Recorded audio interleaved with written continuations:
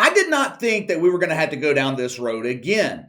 I did not think we would have to once again drill another hole in a ship that is rapidly sinking to the bottom of the woke sea.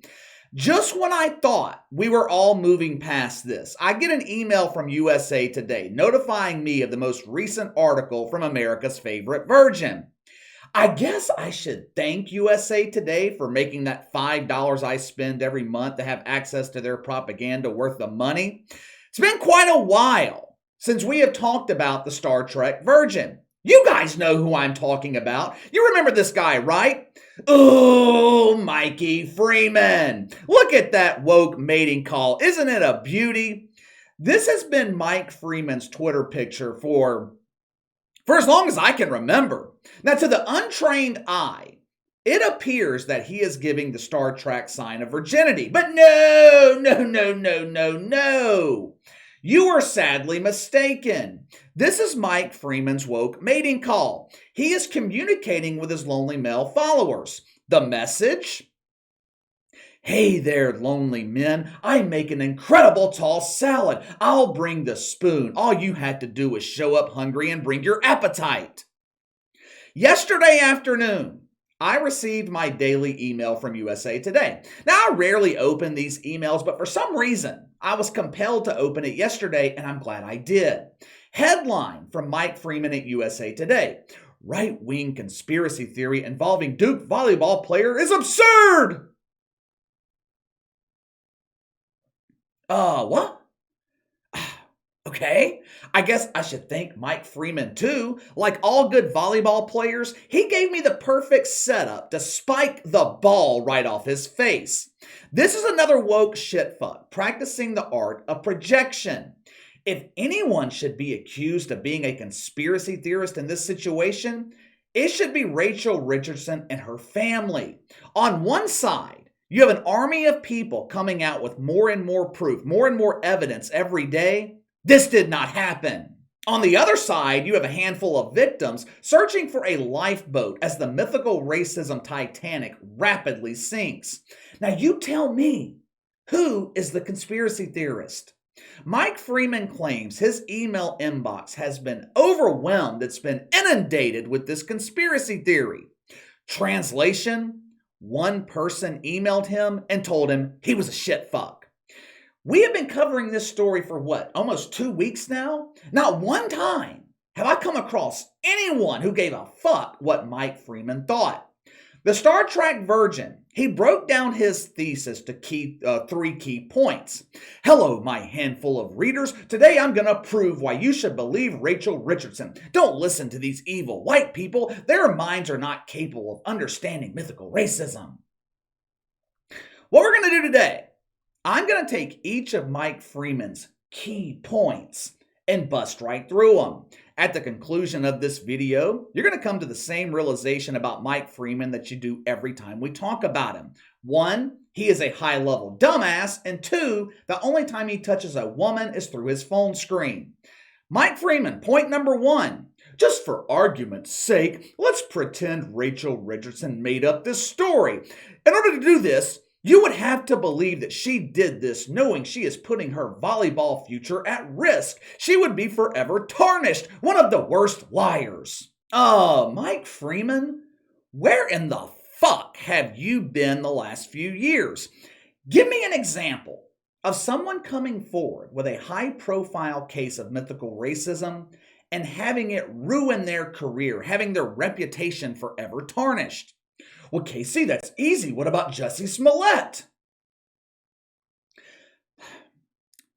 Just because Jussie Smollett was convicted in a court of law, that does not mean his reputation's forever tarnished. There are still some people, mostly in the media, who look at Jussie Smollett like he's the fucking victim. The dude was sentenced to 150 days in jail. He served 6 days for orchestrating a high-profile case of mythical racism. Just give it time. Jussie Smollett, he will eventually find his way back into Hollywood, and they'll pretend none of this ever happened. But there are a lot of people who have actually capitalized on claims of mythical racism. Bubba Wallace. They brought in the FBI to disprove his claim of mythical racism. ESPN, months later, produced a documentary highlighting Bubba Wallace as the ultimate victim. LeBron James has made claims of mythical racism. I'm afraid to leave my mansion. Enraged cops might shoot me because I'm black. Has LeBron's reputation been forever tarnished? What about Maria Taylor? For the most part, Maria Taylor was an unknown shitfuck. She creates a claim of mythical racism involving Rachel Nichols. Who won in that situation? Who won? 1 month later, Maria Taylor, she receives a multi-million-dollar contract from NBC. She's over there hosting the Olympics. Where's Rachel Nichols? Has anyone seen her lately? Her face is on the side of a fucking milk carton.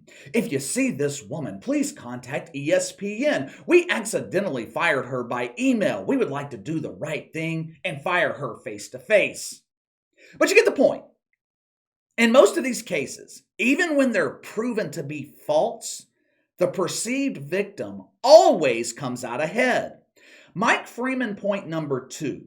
You would have to believe Rachel Richardson lied to her dad. I know, this is possible. Kids lie to their parents all the time. But would she really lie about this? Would she really lie about mythical racism?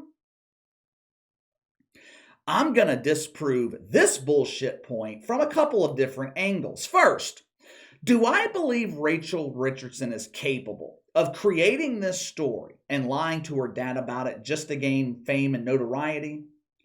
Yes, absolutely. We are living in an era of clout chasers. There are some people desperate for fame and notoriety, desperate for attention. Now, me personally, I don't understand it.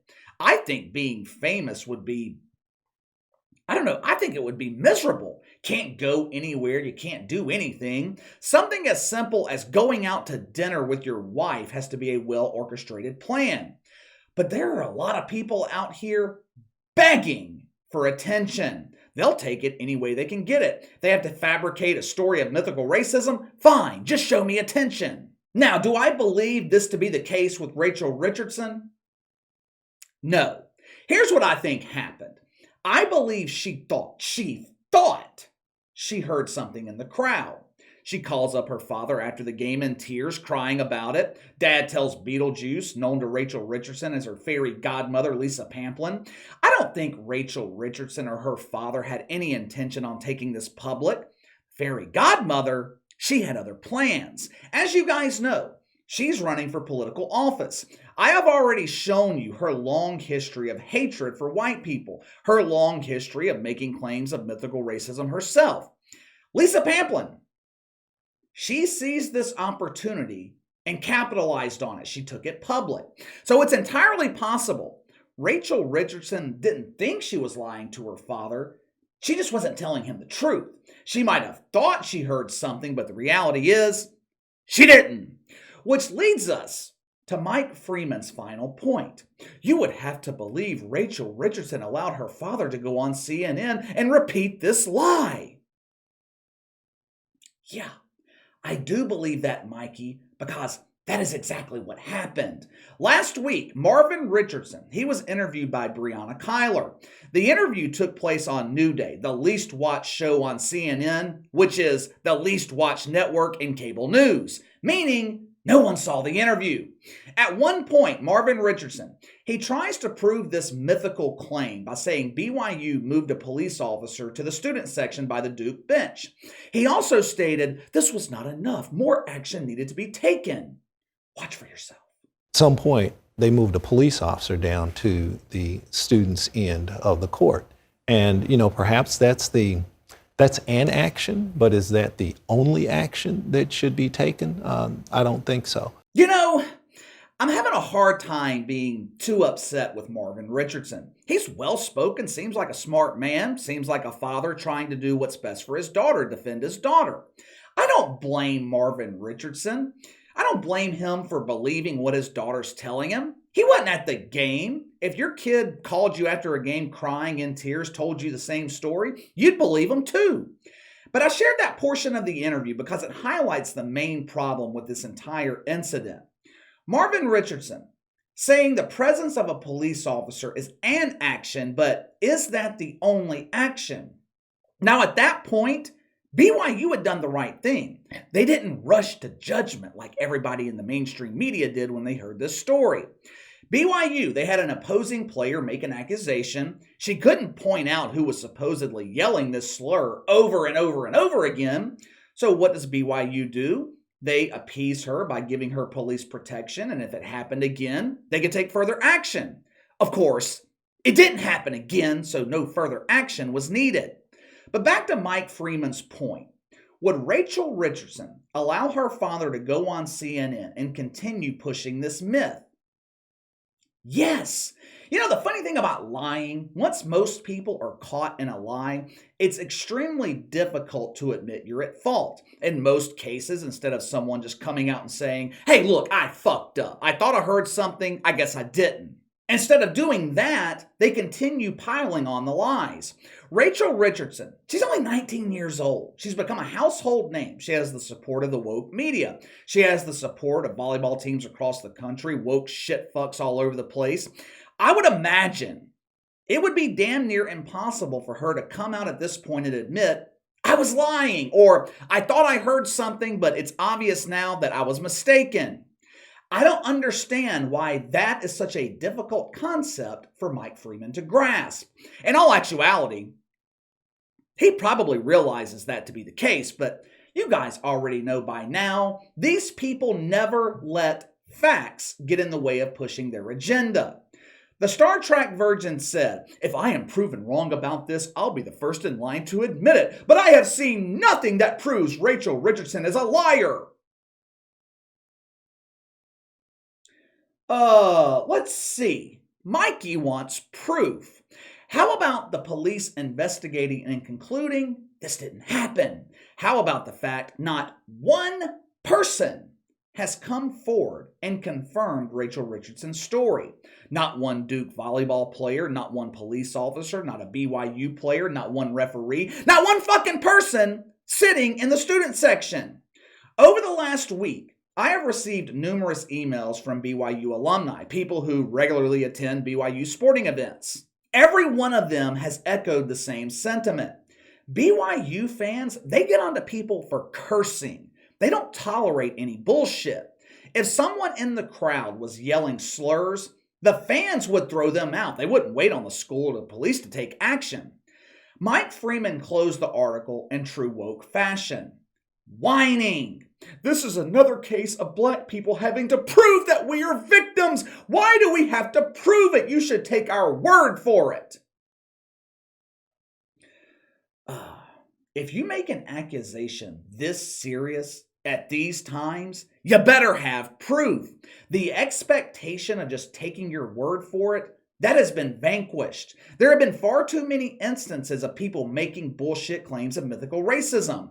When people hear these claims now, the first reaction, skepticism, and rightfully so. This is what happens when you continue to cry wolf.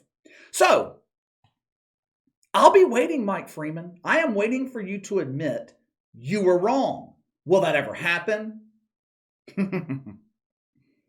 These people never admit when they're wrong. Remember the Duke lacrosse scandal? What was that? I don't know, 15, 20 years ago? There are still people in the mainstream media that believe that bullshit. Even all these years later, after it's been proven false, they still believe it. But let me know what you guys think. Mike Freeman at USA Today, trying to convince you to drink the woke smoothie and once again, failing to do so. You know, at this point, I might have to move Mike Freeman into the huge embarrassing failure category. You think he belongs there alongside Bomani Jones, Keith Olbermann? You think he belongs there? Let me know. Sound off in the comments below. Hit that like button for me if you're not already subscribed. Be sure to subscribe to the channel. You can contact me by email at btlkc84@gmail.com, KC_BTL84 on Twitter. I'll see you guys later.